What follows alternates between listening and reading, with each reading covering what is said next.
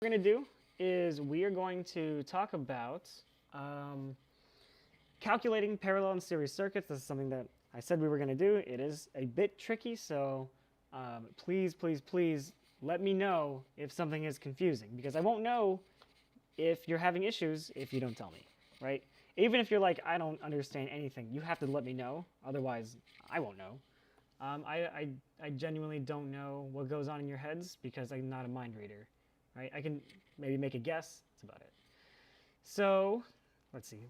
First, what I wanted to do is I also wanted to show this interactive tool. So there's the link there, but I posted it in Google Classroom, but you can find it there, connected to the notes that we're also going to go through today. Basically, it's just this fun little, hey, look at me, I can like build a little circuit, have electrons, well, technically electrons go around in a circle.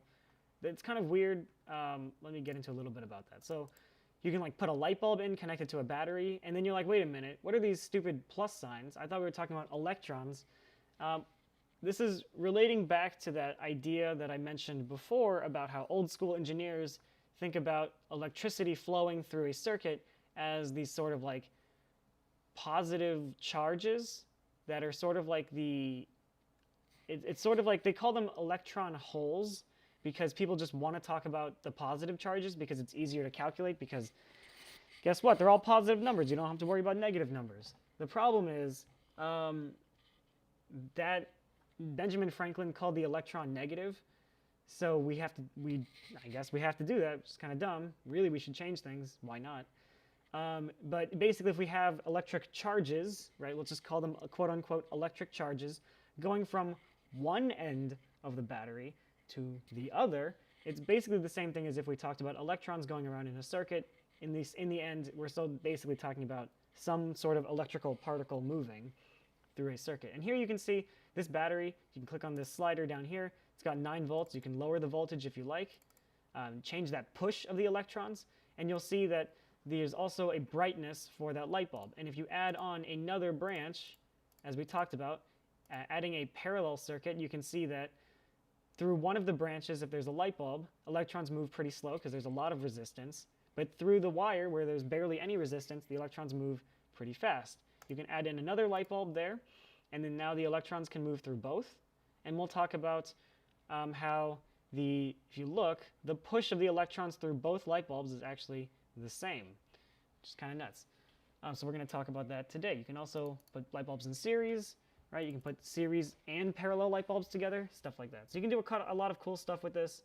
Unfortunately, you can't do a switch, but you can just click on an area to break the connection and prevent any electrons from flowing. So that's just a fun little interactive. You can just play around with it. I think it will load on your phone because it should be HTML5. You can also then finally measure the voltage for any particular item by putting these little janky looking connectors, these probes, at either end of an object. So if you put it at one end of the light bulb and on the other, then you will have a connection there. You can also do it across 2. You could do it for another one, right? You could measure the current as well, etc., etc. So that's just sort of a fun thing that you can do with that. All right, but let's get into the actual nitty-gritty and the math of calculating this. This is the thing that's going to be kind of tricky. So really just stick with me here and we'll be okay. So calculating series and parallel circuits, we're going to do this step by step. First, we need to understand that when we want to calculate when we have multiple components in a circuit, the important thing that we need to do is talk about equivalent resistance.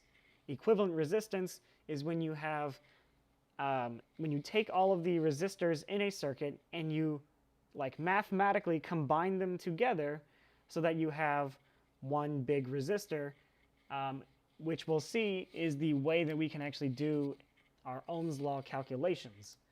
Really what I mean is we're just trying to combine all the resistors, we're trying to smush them all into one big imaginary resistor so that we can do that math, right? So the whole goal is, of course, to do our Ohm's law calculation, our V equals IR, but it only really works when we're talking about the total voltage, the total current, and that equivalent resistance altogether. If we just use total voltage, total current, and one resistor, it's not going to mathematically work out. We're not going to have an actual equal left and right side of the equal sign of our equation. It's not going to work. So the equivalent resistance really allows us to find the total current for the entire circuit, for all types of circuits, and it really is our guiding principle, this V equals IR, and the goal of getting the total voltage, the total current, the total resistance, and then being able to use that to find the information for individual components. So it's pretty tricky, but we're going to take it step by step. Okay.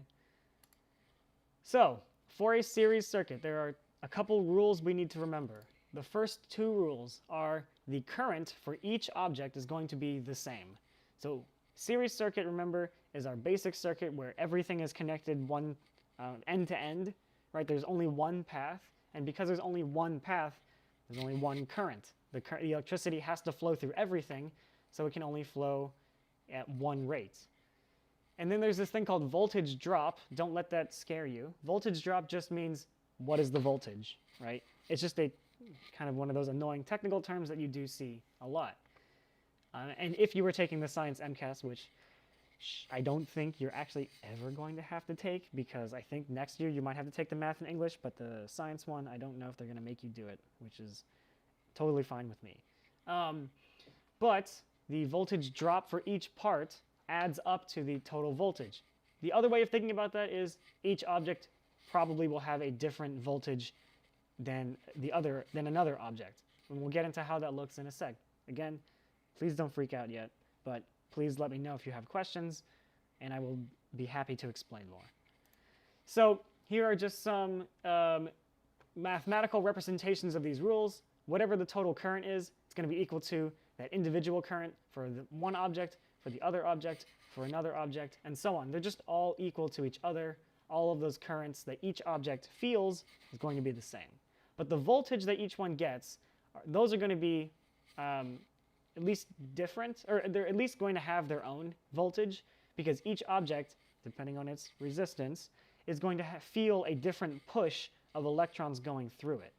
So if, let's say, object 1 has a really high resistance, it's going to also feel a very high voltage in order to push those electrons through at the same rate as all the other objects. If it has a very low voltage, then it's going to, if it has a very low resistance, it's going to need a very low voltage, because it doesn't need that much of a push in order to get that same current. There's not that much resistance.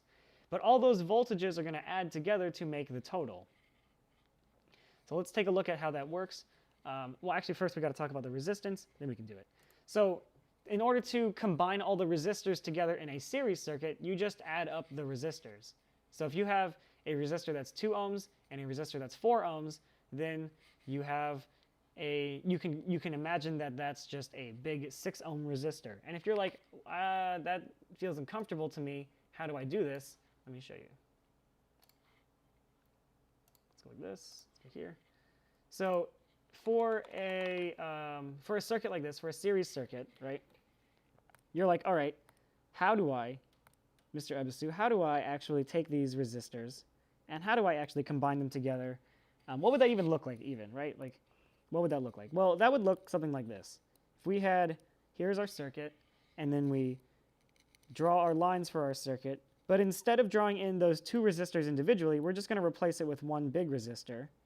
And if we follow our rules for equivalent resistance for a series circuit, and I want to do that in yellow, sorry. Is there a way to just try to decrease the latency just a little bit, just a smidge? Okay. Oh no. Oop. Okay. So the equivalent resistance is going to be just 2 ohms plus 4 ohms. So that's going to be 6 ohms. That omega looked awful. Jesus. Okay, there we go. 6 ohms. So that means that when we replace those 2 resistors with one big resistor, it's also going to be 6 ohms for its value. And that's pretty much the idea with equivalent resistances. We want to take those 2 resistors, we want to smush them down into one big one. That way we have the, quote, total resistance, and then we can actually do our calculations with that. That's kind of the idea. So we see the same thing happening. Or actually, we see the same thing happening when we have to do like all of the work for it. So let's do a little bit more. Let's take this one step further. And I'm going to write our rules right here. It's the same current through all the components, but their voltages will add together to make the total. So whatever the voltage is for this 2 ohm resistor, it's going to add to the voltage for the 4 ohm resistor to equal the 8 volt battery. So they're basically both resistors are going to split up the battery, the amount of the push that the battery provides. One of them is going to get pushed a little bit more. One of them is going to get pushed a little bit less. All right. And then also the resistors, if we want to find that equivalent resistance, we got to add them up. So let's do that first, right? Equivalent resistance for 2 and 4 ohm resistor, just add those together and you get a 6 ohm resistor. Not too crazy. So V total, that's equal to I total times the equivalent resistance. That's, again, our Ohm's law, but written like in the big overview for our circuits. And we know that the total voltage is 8 volts, and we know that the total resistance is 6 ohms. So to find the total current, we just have to divide 8 by 6, and we get our current. You could also reduce that to 4 over 3. That's fine. 8 over 6 also is fine. Either one. But here's the rule. Same current for every object in the circuit. So whatever the current is for the 2 ohm resistor, the 4 ohm resistor will also feel 8 over 6 amps. So they're both going to have that same current. That helps us because then we can find the voltage for each individual one. The last piece of information we don't know. Everything else we know. We know the resistance for both objects. We know the current for both objects. We just don't know the voltage for each object. So let's do that. Voltage for the second object is going to be equal to that total current, because remember, that stays the same, times the resistance for that object, R2. And then we can plug in the numbers for those. We don't know what the voltage is for the second object, but we do know, or for the 2 ohm object, we do know its current is 8 over 6. We do know its resistance is 2 ohms. We can multiply those together, and we get, and the thing is covering it, move, there we go, 16 over 6, just 8 over 6 times 2, which reduces down to 8 over 3. Cool, right? Not super crazy. Yes, there are fractions. Sorry. You can't avoid fractions. Just got to get used to them. Was there a question? Oh, sorry. I'm referring to the 2 ohm resistor.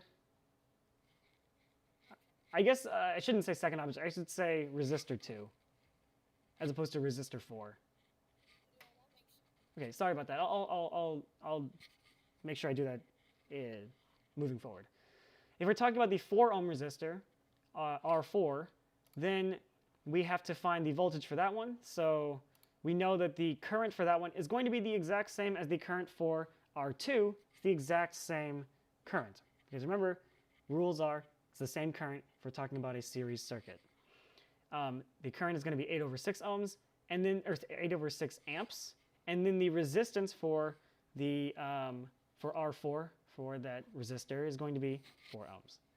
We multiply those together and we get 16 over 3, 32 over 6 volts. And then we're like, all right, cool. Does this actually add together in order to get 8 volts? If we do 8 over 3 volts plus 16 over 3 volts, we get 24 over 3 volts. That's 8. 24 over 3 is 8. So we have the total voltage. Everything perfectly works out. And that's pretty much the process that you have to do. It all boils back, it all comes back to first find your equivalent resistance, then find your, use your Ohm's law to find either the current or the voltage, depending on which one you don't know. I think in most cases you're going to need that current. And then you can use that to then apply some rules. So you're like, all right, cool. I know what the current is in this case for all of them. Then I can use that to find the voltage for each individual object because I know the current for each object. It's the same as the total current. And I know the resistance for each object that is told to you. And you can work out that process to get the voltage for one, work out that process to get the voltage for the other. Bada boom, bada bing, you're done. That's the idea. Parallel circuits are pretty much the same, except all the rules are just the opposite. So it's not, in terms of like, I guess, remembering it, it's kind of annoying just because you have to remember which one goes for which. So here's the thing, you don't really have to remember it because we're not going to take a test on this. I mean, come on. So you just have to really like, have them available so you can talk about them when you need them, right? And worst comes to worst, let's say you were doing this in real life, you can just look them up, right? It's not like these rules are secret. I'm not giving you secret information. This is publicly known information. I'm just trying to make sure that it's at least somewhat understandable. So when you're talking about parallel circuits, the rules are now the opposite. Current is now the thing that's different. Current for each path, and I mean path as in like that particular way that you can go around the circuit, because remember, parallel is all about multiple paths in a circuit.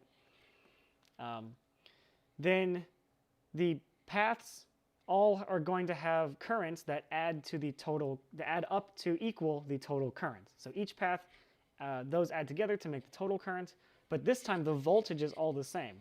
Every single path has the exact same push of the battery. They're all going to feel the exact same push of the electricity because they're kind of even, they're all perfectly like taking from the same battery, but they all have their own little way of doing it. They all have their own little path to it. So the rules are now flipped. The currents are now added together to make the total. And then your voltages are now the thing that stays the same. Either way, one thing stays the same, one thing ends up adding together to make the total. This is the part that sucks though. When we talk about equivalent resistance for parallel circuits, this is the rule that sucks. Just because you have to deal with fractions, and it's just a little annoying because just like how the rules before are now opposite, for the equivalent resistance, it's upside down. Just like, why? But it's because we're dividing up the paths that the electrons can take, so the resistances also kind of have to get divided up in order to get the total. And we have to talk about them basically as being divided up and then add them together as fractions. So it looks like a hell of a mess, but really it's just, if we want to find the equivalent resistance, we have to add them as fractions. And let's break this down a little bit clearer so you can see what I'm talking about. So let's say we were like, all right, what if I want to do equivalent resistance, whoops, wrong cursor type.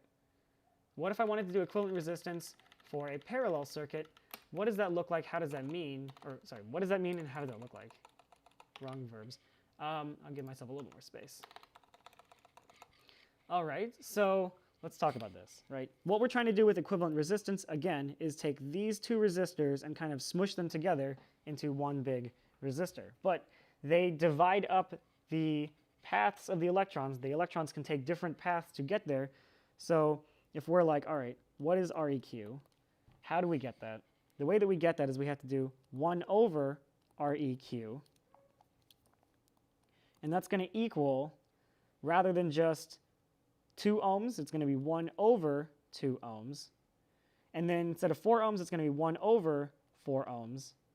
And then we have to add those together. And remember your fraction rules, hopefully, is you have to look for the common denominator. So in order to add them together, you need to make sure you have a common denominator. The common denominator between 2 and 4 is 4.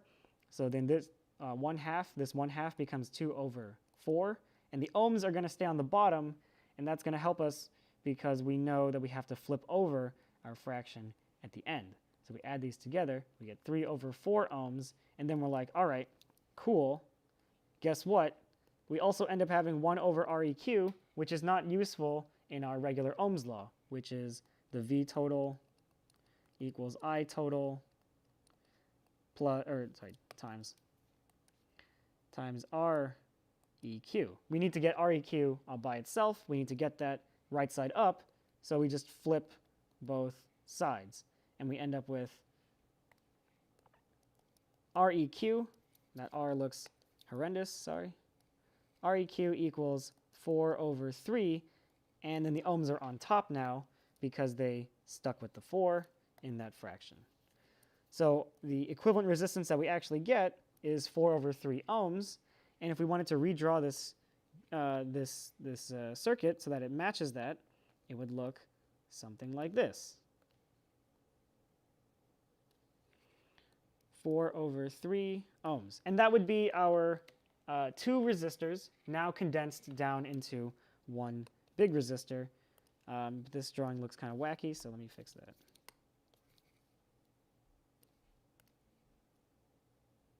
right? If you wanted to replace those two resistors with one resistor, then the equivalent resistance would be 4/3 ohms.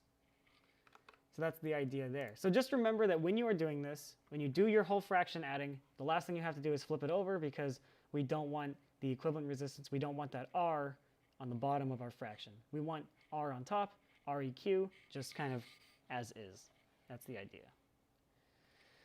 Okay, so let's actually put that into practice. So here we have a similar circuit as before. We've still got that 8-volt battery. We still have a 2 ohm resistor and a 4 ohm resistor, but now they are in parallel.